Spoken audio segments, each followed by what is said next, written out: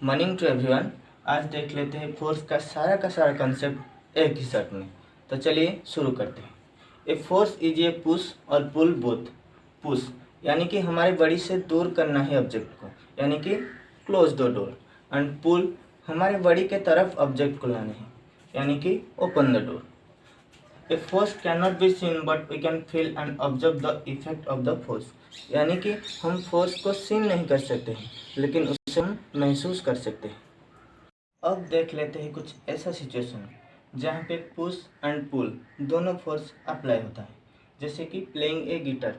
Guitar के जब बजाने के समय तार को हम ऊपर एंड नीचे करते हैं, यानी कि पुश एंड पुल दोनों अप्लाई होता है। अगला कंसेप्ट देख लेते हैं, exploring of force. Force can add together और सब्सट्रैक्ट फ्रॉम वन अनदर।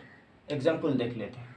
अगर एक बड़ी के ऊपर सेम डायरेक्शन साइड से दो फोर्स अप्लाई होता है तो यहाँ पे फोर्स ऐड हो जाता है।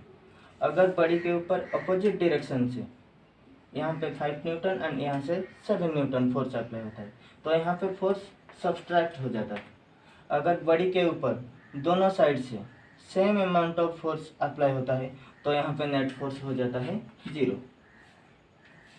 मैथमेटिकल एक्सप्रेशन से लिखा जाता है F equal to ma, where F equal to force, m equal to mass, a equal to acceleration. यानी कि force equal to mass into acceleration. इसका ऐसा यूनिट है न्यूटन। यूनिट यानी कि जैसे कि डिस्टेंस को हम किलोमीटर पे मेजर करते हैं, इसी तरह फोर्स को हम न्यूटन से मेजर करते हैं। और 1 न्यूटन होता है 1 kg पर मीटर बाई सेकेंड स्क्वायर। अब अगला कंसेप्ट देख लेते हैं, effect of force. Effect of force ये कहता है कि एक रेस्ट बॉडी मूव कर सकता है और एक मूवमेंट बॉडी रेस्ट में आ सकता है। जैसे कि अगर एक साइकिल में हम जा रहे हैं, ब्रेक लगा लेते हैं तो साइकिल रुक जाता है। ये कहता है कि साइकिल मोशन में था, जब ब्रेक लगा दिया तो वो रेस्ट में आ गया। और यहाँ पे और एक एग्जांपल देख लेते हैं। एक बॉक्स है, वो रेस्ट पोजीशन में है, जब फोर्स अप्लाई होता है तो बॉक्स मूव करता है। Force also can change the size and shape. अगर एक डोर के ऊपर हम फोर्स अप्लाई करेंगे तो उसका साइज में चेंज आ जाएगा। ऐसे ही अगर हम एक रबर बैंड को खींचेंगे तो उसका शेप में भी चेंज आ जाएगा। अब देख लेते हैं टाइप्स ऑफ फोर्स। पहला कॉन्टैक्ट फोर्स, जो कि हमारे फिजिकल कॉन्टैक्ट का यूज होता है। दूसरा मस्कुलर फोर्स, जो कि हमारे एक्शन ऑफ मसल्स का यूज होता है। तीसरा फ्रिक्शनल फोर्स, जो कि ऑलवेज अपोजिंग फोर्स होता है। जैसे कि अगर हम एक बॉल को थ्रो करते हैं तो वो जाके कुछ दूर जाके रह जाती है। क्यों? क्योंकि वहाँ पे फ्रिक्शनल फोर्स का यूज होता है। ऐसे ही नॉन कॉन्टैक्ट फोर्स 3 टाइप का। पहले magnetic force, electrostatic force and gravitational force. Magnetic force जो कि अट्रैक्टिव एंड रिपल्सिव होता है।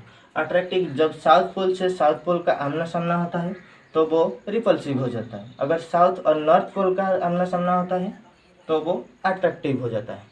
ऐसे ही इलेक्ट्रोस्टैटिक जब पॉजिटिव आ जाता है तो रिपल्सिव हो जाता है। अगर पॉजिटिव नेगेटिव आ जाए तो वो अट्रैक्टिव हो जाता है।